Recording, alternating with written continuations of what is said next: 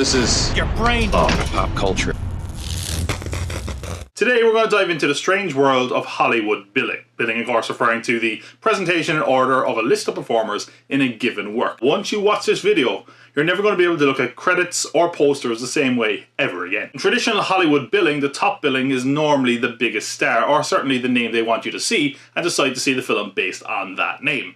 It's often referred to as top billing, as the person would literally be billed on top, and then it would descend in billing order from there like a list. What about when all the names are in line at the top of the poster? Well, in that case, since we traditionally read from left to right, the biggest star will be on the left. Countries where they read from right to left, that is reverse, so the biggest star will be on the right then. Billing, in that way, has often created some strange scenarios. For example, Jack Nicholson is credited before Michael Keaton in Batman, despite the fact that I'm Batman. He's Batman in Batman, but Jack Nicholson had already won 2 Oscars at that point. He was the bigger star, so he got top billing. Same goes for Superman in '78. Brando and Hackman were bigger stars than Superman himself, Christopher Reeve, so they got top billing. Now let's talk about what happens when there's a dispute about who the biggest star is. The most notable example of this is 1974's The Towering Inferno, which brought together Steve McQueen and Paul Newman, 2 major stars and epic rivals. In fact, McQueen was going to star in Butch Cassidy and the Sundance Kid, but he didn't like being billed under Paul Newman, so he left the project. And those issues would arise again with The Towering Inferno. They were treated equally, same fee, identical dressing room, and after McQueen complained,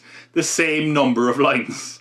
That's right, the manly leading men of old Hollywood were divas too. Who would be top billed? Well, they came up with a solution. By putting one name higher up and further to the right, and one name lower down but further to the left, you could satisfy both egos, as you could argue then that depending what way you read it, both of them were top billed. If you read from top to bottom, you'd see Paul Newman's name first. If you read from left to right, you see Steve McQueen's name first. And you'd also see that their last name of one and the first name of the other are in line, so technically no one is below anyone. This became known as diagonal or staggered billing. You can see it with the names on the poster. You can even see it with the pictures of them on the poster, and they also do it with the credits in the opening of the film. There are other notable examples as well. Before Towering Inferno, 1973's Westworld did the same thing. In Jaws, Robert Shaw's name is billed on top as he was the most accomplished actor, but Roy Scheider played the lead of the film, so he's furthest to the left. In fact, all 3 actors' names appear in a triangular formation in both the poster and in the opening credits. For Chicago, Catherine Zeta-Jones and Renee Zellweger get billed in a similar fashion. Renee Zellweger is slightly higher than Catherine Zeta-Jones, who is furthest name